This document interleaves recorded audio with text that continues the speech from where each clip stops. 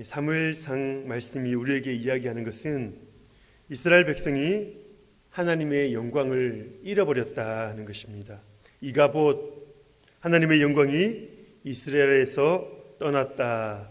그게 현재 이스라엘의 영적인 상황인 거죠. 그렇다면 이스라엘이 하나님을 버렸다고 하나님의 영광이 사라지게 되는 걸까? 그 질문을 던져보려고 합니다. 이스라엘이 가나안의 다른 신들을 섬기고 있으니 하나님의 영광을 그 우상들에게 빼앗기게 되는 것인가? 그 질문입니다. 이스라엘이 법궤까지 가지고 왔지만 블레셋에 패하고 맙니다. 전쟁이 끝나고 나서 이스라엘도 놀라고요, 블레셋도 놀랍니다. 이스라엘이 놀란 이유는 여호와 하나님이 졌다는 거죠. 여호와의 법궤는 여리고 성도 무너뜨렸고요, 요단강도 갈랐습니다. 그런데 그 여호와가 전쟁에서 패한 것입니다. 우리 하나님은 죽었나? 이것이 이스라엘의 의문이었던 것입니다. 반면에 블레셋이 놀란 이유는 이것인데요, 이스라엘이 섬기는 여호와는 세계 최강 애굽의 군대를 무찌르지 않았습니까? 그래서 그들은 여호와의 법궤가 전장에 들어올 때에 그들이 얼마나 두려워 떨었는지 모릅니다. 그저 죽기 살기로 싸울 수밖에 없었는데요, 자신들이 이기게 된 것입니다. 거기다가 법궤까지 빼앗은 거죠. 출애굽의 여호와가 이토록 약했단 말인가? 우리가 그 소문을 듣고 두려워했었는데 이토록 약했다는 말인가? 이것이 블레셋이 놀란 이유인 것입니다. 하나님은 오늘 이스라엘과 블레셋에게 그 답을 주고 계시는데요, 그 하나님의 법궤가 그 블레셋 땅 이곳저곳을 그렇게 행진하고 다니시는 거죠. 나는 죽지 않았다. 누구에게도 내 영광을 빼앗기지 않는다. 나는 출애굽의 하나님이니 나에게 나오라. 그렇게 말씀하시는 것입니다. 오늘 두 가지 포인트로 살펴보려고 하는데요, 먼저 블레셋 사람들이 법궤에 어떻게 반응하는가, 그 모습을 한번 볼 거고요, 이어서 하나님의 승리의 행진을 살펴보려고 합니다. 블레셋 사람들은 원래 그리스 남부 지역에 살았습니다. 지중해로 이제 배를 타고 진출을 해서 이제 여러 섬을 돌아다녔는데요, 결국은 가나안 땅 그 지중해 해변가에 자리를 잡은 거죠. 이 민족이 머리도 똑똑하고 힘도 상당히 셉니다. 우리가 아낙자손이라고 들어보았잖아요. 가나안의 거인 족속을 이야기하는데요, 바로 이 아낙자손이 블레셋의 한 종족인 거죠. 거기다가 블레셋은 일찍부터 철제 무기를 사용하였는데요, 힘도 센데 무기까지 좋은 겁니다. 이스라엘에게는 참으로 버거운 상대였던 것이죠. 여호수아가 가나안을 점령할 때 이들이 땅까지 점령하지는 못했던 거죠. 가나안 정복 이후로 블레셋과 이스라엘은 앙숙이 되는데요, 우리나라와 일본의 관계와 많이 비슷합니다. 사사시대 때는 삼손의 그 주적이 블레셋 사람들 아니었습니까? 그리고 사무엘을 이제 거쳐서 다윗이 등장하게 되는데요, 다윗이 블레셋 장수 골리앗과 싸우는 거죠. 이처럼 블레셋은 하나님 나라 역사에서 악역을 담당하고 있습니다. 그런데 이 블레셋이 지금 이스라엘에 대해서 놀라운 승리를 거둔 것입니다. 이스라엘에 이겼을 뿐만 아니라 그 법궤까지 빼앗은 것입니다. 말하자면 이스라엘의 신 여호와를 지금 포로로 잡아서 지금 블레셋으로 지금 돌아오고 있는 것입니다. 블레셋은 5개의 도시가 연맹을 이루고 있는 그런 형태인데요, 그 중심 도시가 아스돗입니다. 아스돗. 이곳에 그들이 섬기는 다곤 신전이 있는 것이죠. 블레셋 사람들은 법궤를 다곤 신전으로 가지고 가서 다곤 신상 바로 옆에다가 딱 세워 둡니다. 다곤한테 졌으니까 앞으로는 그 밑에서 섬겨라, 그런 의미가 아니겠습니까? 그런데 그 다음날 일어나 보니 어떤 일이 일어났죠? 다곤 신상이 엎드러져서 법궤를 향해서 절을 하고 있는 것입니다. 여호와가 다곤에게 진 줄 알았거든요. 그런데 그게 아니었던 것입니다. 블레셋 사람들은 뭔가 이상하다 느끼면서도 혹 뭐 실수로 어떤 일들이 일어날 수 있겠지, 다시 다곤 신상을 일으켜 세우는 것입니다. 그리고 또 하루가 지났는데요, 이번에도 가보니 다곤 신상이 또 법궤를 향해서 엎드려 절하고 있는 것입니다. 이번에는 머리와 두 손목이 끊어져서 문지방에 가 있고요, 몸뚱아리만 이제 엎드려 절하고 있는 거죠. 이때 블레셋 사람들이 엄청난 두려움을 느꼈을 것입니다. 다곤 제사장들과 블레셋 사람들은 그 이후로는 그 다곤 신전의 문지방을 밟지 않았다, 그렇게 기록하는데요. 머리와 손목이 다 잘려나간 신이지만 여전히 자신들이 섬겨오던 그 다곤 신을 두려워했다는 것을 보여주는 것입니다. 자기 손으로 만든 무력한 우상 아닙니까? 그런데 그 앞에 쩔쩔매고 있는 사람들의 모습을 보여주고 있는 것입니다. 누군가 이런 말을 하였습니다. 인간을 만든 신이 있고 인간이 만든 신이 있다. 인간을 만든 신이 있고 인간이 만든 신이 있다. 신이 인간을 만드셨다면 그 신이 인간을 지켜내야 할 것입니다. 그런데 반대로 인간이 신을 만들었다면 어떻습니까? 인간이 그 신을 지켜내야 하는 거죠. 지금 블레셋 사람들이 믿는 신은 자신들이 만들어낸 그 신을 믿고 있는 것입니다. 그러니 자기들의 힘으로 자기들의 신 다곤을 지켜내야 하는 것입니다. 신상이 넘어지면 어떻게 해야 합니까?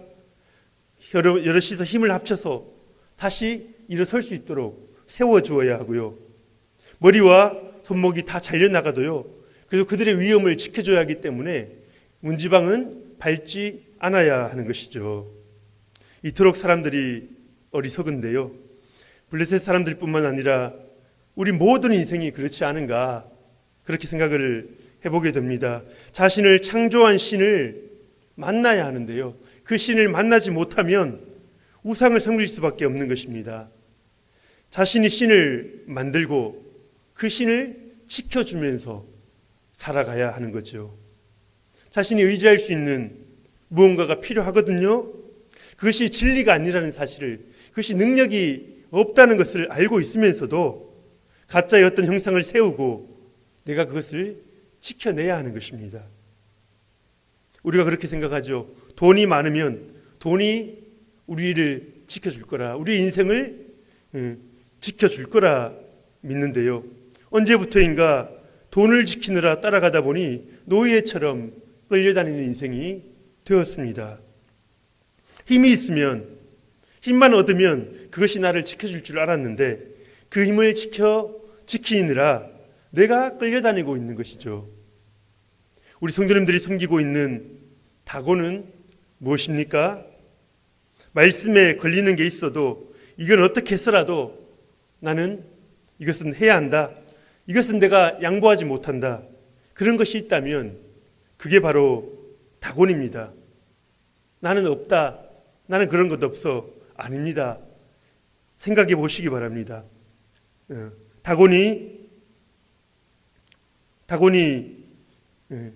우리를 지켜주는 것 같지만요, 우리가 다곤을 지키느라 고생하게 되는 거죠. 내가 뭐 때문에 고생했는가 생각해 보면 내가 뭘 우상으로 섬겼는가 알 수 있을 것입니다. 그 우상 때문에 우리 삶이 망가지고요, 우리 신앙생활이 큰 어려움에 처할 수가 있는 것입니다. 그래서 우리는 이 땅에서 우리가 의지하는 우상을 내려놓아야 합니다. 내가 만든 신을 내려놓으시고요, 나를 만드신 그 신을 붙들어야 하는 것이죠. 살아있는 신, 능력의 신을 붙드시기를 바랍니다. 그것이 지혜로운 자입니다. 하나님은 이제 아스돗에 독한 종기를 내리시는데요. 하나님의 그 권능을, 내가 이곳을 다스린다, 그 권능을 보여주시는 것입니다. 진짜 신이 누구인지 한번 보아라는 것이죠. 그제서야 블레셋 사람들은 여호와의 손이 다곤을 치고 있구나, 그것을 깨닫게 되는 것입니다. 그들이 살려면 다른 방법이 없습니다. 자기 땅에서 얼른 이 법궤를 내보내야 하는 거죠. 그래서 5도시의 그 방백들이 모여서 회의를 하는데요. 오늘 8절 말씀을 보면, 이에 사람을 보내어 블레셋 사람들의 모든 방백을 모으고 이르되 우리가 이스라엘 신의 궤를 어찌하랴 하니, 그들이 대답하되 이스라엘 신의 궤를 가드로 옮겨가라 하므로 이스라엘 신의 궤를 옮겨갔더니. 회의 결과가 무엇입니까? 5도시 중에 가드라는 곳으로 이번에는 법궤를 옮기자는 것입니다. 다곤 신상이 지금 잘려지고 법궤를 향해서 지금 엎드리지 않았습니까? 그리고 독한 종기가 이 아스돗 지방을 휩쓸고 있습니다. 그렇다면은 빨리 법궤를 내보내는 게 맞거든요. 그것이 조금이라도 어려움을 막을 수 있는 방법 아니겠습니까? 그런데도 이들은 법궤를 가드로 옮기자, 그렇게 회의를 한 것입니다. 구약 히브리어 성경을 그리스어로 번역한 70인경이 있는데요. 거기서는 이 부분을 가드 사람들이 자청해서 우리가 여호와의 법궤를 가지고 가겠다, 데려가겠다, 그렇게 말하고 있습니다. 왜 그랬을까 하는 건데요. 자기 신이 이스라엘 신에게 굴복했다, 그것을 인정하기 싫은 것입니다. 아스돗은 무너졌지만 우리는 더 세다. 우리는 더 세다. 우리는 이길 수 있다. 여기는 좀 더 실질적인 이유가 있는데요. 이 가드 사람들은 거인족이었다고 그렇게 기록이 되어 있습니다. 여호수아 11장 22절 말씀을 보시면, 이스라엘 자손의 땅에는 아낙 사람들이 하나도 남지 아니하였고 가사와 가드와 아스돗에만 남았더라, 그렇게 기록합니다. 우리가 잘 아는 골리앗도 가드 사람이고요. 그 동생 라흠이도 성경에 용사로 나오거든요. 이 사람도 가드 사람입니다. 가드는 아직까지 정복당한 적이 없는 요새와도 같은 강한 성읍이었던 것입니다. 그래서 그들은 자신만만했던 거죠. 자신들이 최고로 강하다, 이 여호와의 법궤 센 줄 알았는데 별로 안 세네, 우리가 싸워서 이길 수 있다, 그렇게 생각을 한 거죠. 여호와와 한판 붙어 보자는 것입니다. 하나님께서 가장 싫어하시는 자가 누구인지 아십니까? 교만한 자입니다. 교만한 자. 자기 힘과 지혜를 믿고, 그거 다 하나님이 주신 거거든요. 그런데 자기 힘과 지혜를 믿고 하나님과 대결을 하겠다고 덤비는 자들이죠. 그런데 우리 속에 이런 마음이 다 있는 것입니다.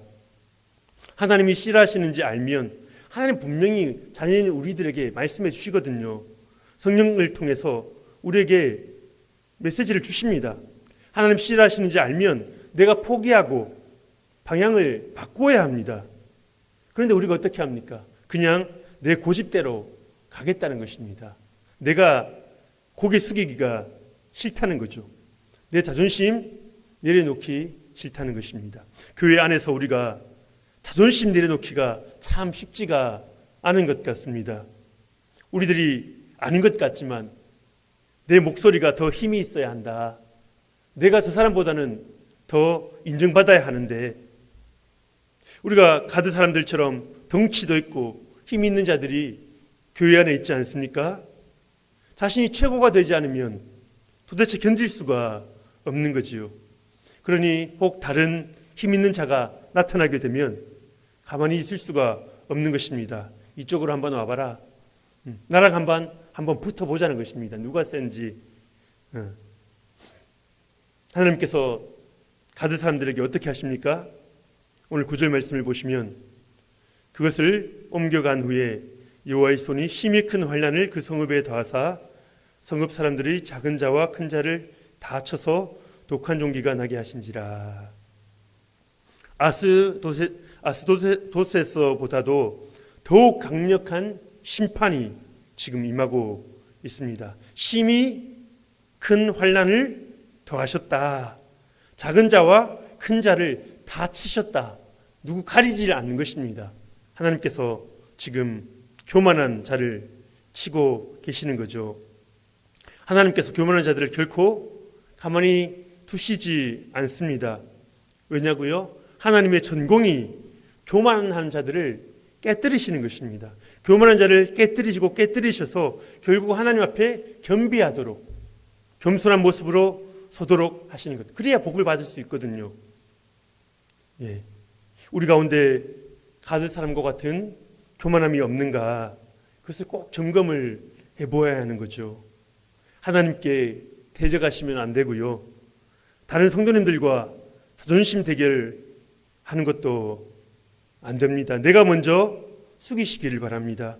겸손할 수 있는 은혜를 간구하시기를 바랍니다. 하나님께서 분명히 도와주실 것입니다. 오늘 두 번째로 살펴볼 것은 하나님이 승리의 행진을 하시는 모습인데요. 법궤가 사로잡혔습니다. 하나님이 블레셋의 포로가 된 거지요. 이스라엘도 블레셋도 모두 그렇게 생각을 했습니다. 그런데 하나님의 생각은 다른 것이죠. 하나님의 계획은 따로 있었습니다. 붙잡혀 간 것이 아니었고요. 승리의 퍼레이드를 하러 하나님의 능력을 보여주시기 위해서 지금 여호와의 법궤가 블레셋 온 땅을 돌면서 개선 행군을 하고 있는 것입니다. 내가 온 세상을 주관하는 신이다. 내가 모든 것을 주관하는 왕이다. 하나님은 지금 이스라엘과 블레셋을 향해서 시위를 하고 계시는 것입니다. 블레셋 사람들은 여호와에 대한 지식이 있었습니다. 이집트를 물리친 상당히 센 신이다. 그들은 그렇게 이해하고 있었습니다. 하지만 그 신에게 굴복하기는 싫었습니다. 전쟁에 이기고 법궤까지 빼앗았으니 이제 기고만장한 거죠. 그런데 여기서 하나님은 다시 한번 그 출애굽을 보여주십니다. 작은 출애굽이라고 말할 수 있겠는데요. 출애굽이 무엇입니까? 노예로 살던 자들을 하나님의 권능으로 그 기적적인 방식으로 구출해 주신 것입니다. 10가지 재앙으로 그 이집트를 초토화시키셨고요. 끝까지 추적해오는 적을 홍해에 매장시켜버린 것이죠. 그 당시 이집트 메소포타미아 지역의 최고의 한 뉴스가 바로 이스라엘 백성에 대한 것이었습니다. 가나안 백성들도요, 여호와에 대해서 이미 그 소문을 들어서 다 알고 있었고요. 블레셋 사람들도 그 소식을 다 들었을 것입니다. 그리고 지금 그 출애굽 이후 300년이 지났는데요. 이 블레셋 사람들이 아직도 그 사실을 기억하고 있는 것입니다. 이 가나안 땅에 있는 이스라엘 사람들은 여호와라는 신을 섬기고 있는데 그 신은 상당히 센 신이다. 하나님은 이제 블레셋 사람들에게 자신의 권능을 똑똑히 보여주길 원하셨습니다. 오늘 본문에 보면 여호와의 손 그리고 하나님의 손이라는 어구가 3번이나 반복되고 있는데요. 이것이 바로 출애굽 때 등장하는 여호와의 팔이라는 단어처럼 하나님의 권능을, 하나님이 이 모든 걸 다스리시는 힘을 가지고 계시다. 그것을 보여주는 것입니다. 이집트를 하나님께서 주권하셨던 것처럼 블레셋 땅도 하나님의 손아귀에 있다. 지금 하나님께서 하나님의 영역을, 자신의 영역을 표시하고 계시는 것입니다. 특히 6절과 11절에 하나님의 손이 엄중하다라는 표현이 나오는데요. 이 엄중하다라는 히브리어 단어는 무겁다라는 뜻으로 하나님의 영광이 온전하게 드러나는 장면을 보여주고 있는 것입니다. 온 세상이 하나님의 주권과 통치 안에 있다. 그것을 지금 하나님께서 보여주시는 건데요. 실제로 온 세상이 하나님의 통치 안에 있지 않습니까? 복음이 증거된 지역은 물론이고요. 복음이 들어가지 않은 곳도 지금 복음을 대적하고 있는 그곳도 저 북한 땅도 모두 하나님의 주권 안에 있는 것입니다. 하나님의 섭리 속에서 사탄이 발악하는 것을 허용해 두셨는데요. 그것조차도 하나님의 그 허락 안에서만 가능한 것이죠. 가스펠 찬양 가운데 이런 가사가 있습니다. 온 세상 주인 되신 하나님, 한치도 양보할 수 없는 그분의 주권. 하나님이 블레셋의 교만을 꺾으신 것은 내가 너희를 다스리는 하나님이다. 그것을 보여주시는 것인데요. 하나님은 블레셋뿐만 아니고요. 시대를 따라서 하나님이 세상을 다스린다는 것을 보여주십니다. 계시해 주십니다. 하나님은 이집트 바로에게 10개의 재앙을 내리지 않았습니까? 그리고 천사를 보내서 아수르 사네립 군대 18만 5천 명을 하룻밤에 처리하셨죠. 바벨론의 느부갓네살이 교만해졌을 때에 7년간 짐승처럼 풀을 뜯으면서 그렇게 살도록 하셨습니다. 이집트, 아수르, 바벨론 이 나라들은 그냥 작은 나라가 아니고요. 당시 세계 최강대국 제국이었습니다. 이 왕들에게 얼마나 큰 영광과 위엄이 있었겠습니까? 하지만 하나님은 그 교만한 자들을 하나하나 치시고 하나님의 영광과 위엄만이 드러나도록 하나님이 이 온 세상을 다스리심을 볼 수 있도록 하셨던 것입니다. 그래서 이사야는 하나님을 이렇게 소개하였습니다. 자신의 영광을 다른 자들이나 우상에게 결코 빼앗기지 않는 분, 자신의 영광을 결코 빼앗긴 적도 없으시고 그것을 허용하시지 않는다는 거죠. 하나님은 교만한 왕과 나라들을 반드시 패하셨고요. 겸손히 주님의 은혜를 붙드는 왕과 나라들을 들어 사용하신 것입니다. 교만하지 않고 하나님께 영광 돌리는 우리 대한민국이 되도록 우리가 계속해서 기도해야 합니다. 하나님의 영광을 인정하고 그 하나님의 영광을 사모하는 자들이 있을 때에 하나님은 결코 그 나라를 버리시지 않고요. 하나님 자신의 영광을 드러내는 그 도구로 우리를 사용해 주시는 것입니다. 하나님의 승리의 행진은 이제 블레셋만을 향한 메시지가 아니고요. 사실은 바로 자기 백성 이스라엘을 향한 그런 메시지가 있었습니다. 어쩌면 블레셋보다도 이스라엘 향해서 하고 싶은 말씀이 훨씬 더 많으실 건데요. 법궤의 놀라운 권능에 대해서 그 블레셋 땅에서 있었던 그 사건에 대해서 이스라엘까지도 금방 소문이 퍼졌을 것입니다. 자신들이 하나님이 여호와가 포로로 잡혀간 줄로만 알았는데 그게 아니라 지금 자신들의 적을 쳐부수고 계시다는 사실을 그들이 깨달은 거죠. 다곤 신상이 쓰러지고 독한 종기가 저희들을 괴롭히는 것입니다. 자신들이 섬기던 하나님이 죽은 것이 아니라 여전히 권능자였고 문제는 전쟁에서 진 이유는 우리에게 있었구나. 그것을 깨달아가기 시작하는 것입니다. 특히 법궤가 블레셋의 주요 도시들을 이제 이동하면서 접수했다는 것은 중요한 의미가 있는데요. 하나님께서 이스라엘에게 이 땅을 주시겠다고 이미 약속을 하셨거든요. 그런데 이스라엘 백성들이 그동안 순종을 하지 못했던 것입니다. 여호수아 13장에 보면 이스라엘이 정복하지 못한 땅을 쭉 적어 놓았는데요. 3절에 보시면 곧 애굽 앞 시올 시내에서부터 가나안 사람에게 속한 북쪽 에그론 경계까지와 그 다음에 이제 나오는데요. 블레셋 사람의 5 통치자들의 땅 곧 가사 족속과 아스돗 족속과 아스글론 족속과 가드 족속과 에그론 족속과 이렇게 계속해서 나오고 있습니다. 블레셋 5 지역의 이름을 그 도시의 이름을 다 기록해 놓았지요.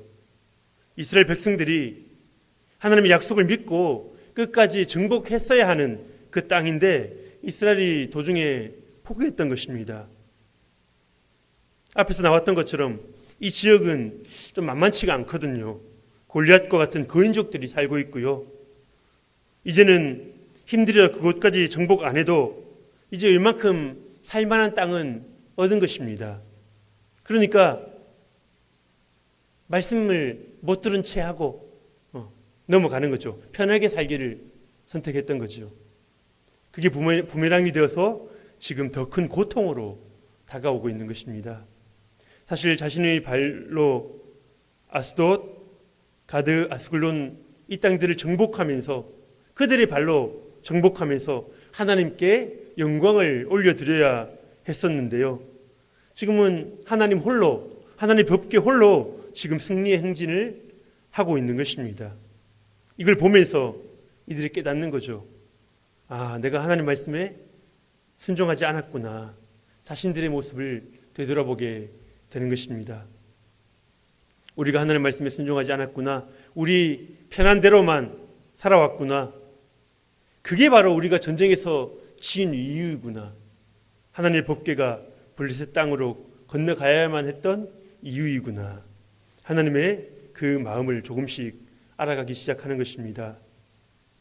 우리가 안악 자손을 두려워할 필요가 없었는데 우리가 순종만 했다면 지금 저 블레셋을 돌고 있는 저 법궤의 놀라운 권능, 하나님의 그 권능이 우리와 분명히 함께 했을 텐데 이스라엘 백성들은 후회하면서 자신들이 불순종했던 그 모습을 되돌아보게 되는 것입니다.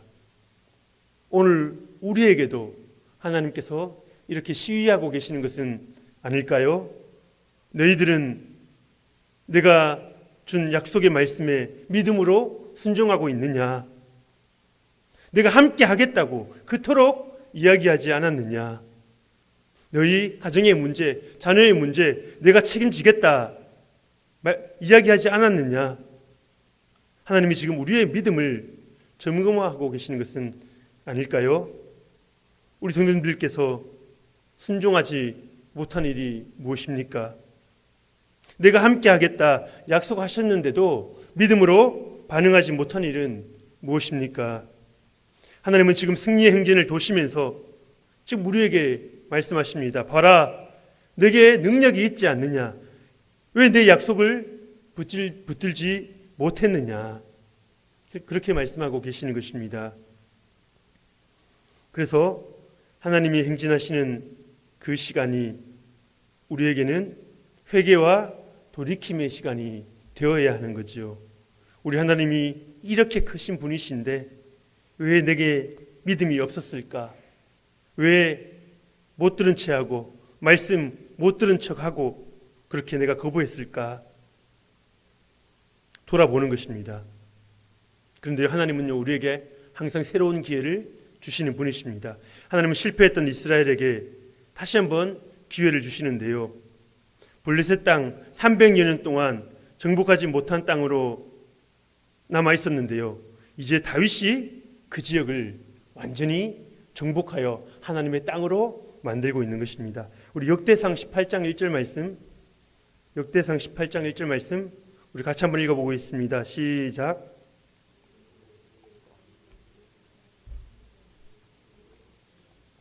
블레셋 사람의 손에서 가드와 그 동네를 빼앗고, 우리가 한 구절만 봐왔는데 다윗의 이야기를 보면 군데군데 블레셋의 모든 지역들을 점령한 그 모습을 보여주고 있습니다.